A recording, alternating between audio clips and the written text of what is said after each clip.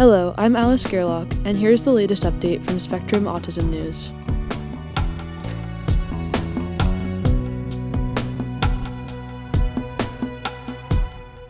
Grafted organoids reveal how microglia adapt to shifting brain environments, by Angie Voiles-Askham. Clusters of human cells grafted onto the brains of mice have enabled scientists to probe for the first time how microglia, the brain's immune cells, develop in an environment that closely models the human brain. The chimeric mouse model could provide researchers with a more realistic way to study microglia's roles in brain conditions such as autism, the researchers report in a study published today in Cell.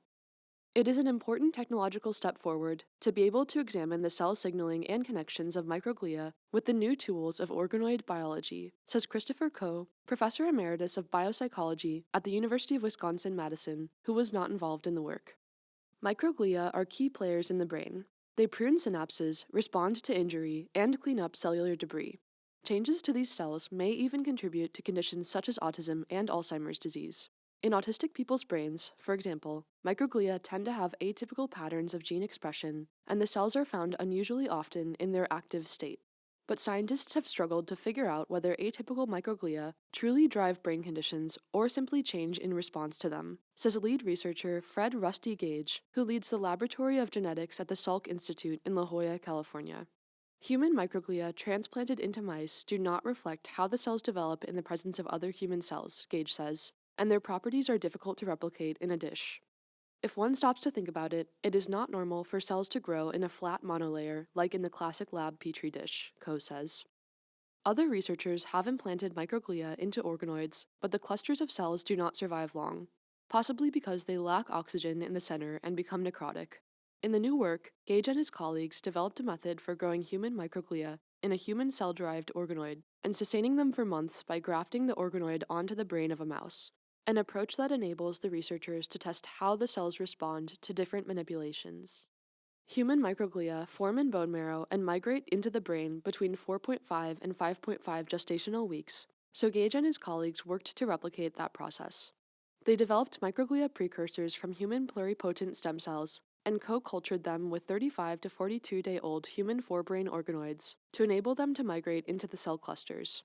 Grafting the organoids onto the brain of a mouse, which provided the cell clusters with essential oxygen and nutrients, enabled the microglia to survive for multiple months, significantly longer than they did when the organoids were in a dish. Inside the grafted organoids, the microglia express many of the same genes as they do in people, and that expression changes throughout development in an expected way, RNA sequencing showed.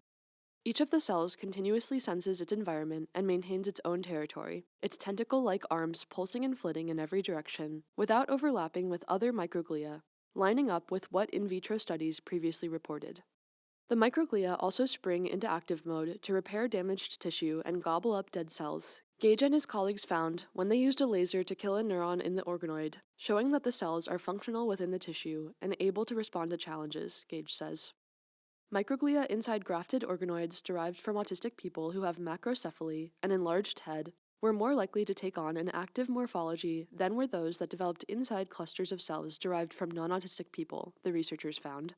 And when microglia derived from non-autistic people were instead grown in an organoid derived from an autistic person with macrocephaly, the immune cells took on the active characteristics. That suggests that the observed difference in microglia morphology between autistic and non-autistic people may be a reaction to the brain environment rather than intrinsic to the cells, Gage says. Those results are an exciting first step toward understanding how human microglia react to their environment, says Auguste Vedasuit, a junior research fellow at St. John's College, University of Oxford in the United Kingdom, who was not involved in the new study. But because the study looked only at cells derived from autistic people with macrocephaly, she says, the findings likely represent one small piece of what is happening in autism.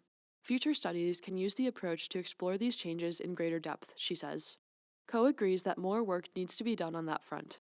With so much variation in presentation and severity across individuals, it is unlikely that there's only one etiological cause of autism, he adds.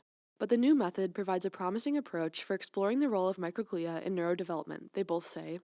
One interesting avenue to investigate is how the microglia interact with neurons in their environment and which signaling molecules contribute to different microglia morphology, says Florent Ginot, senior principal investigator of the Singapore Immunology Network, who was not involved in the work.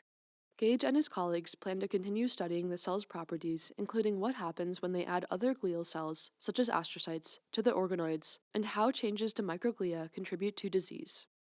What they show is exciting, Jeannot says, but it is really just the beginning.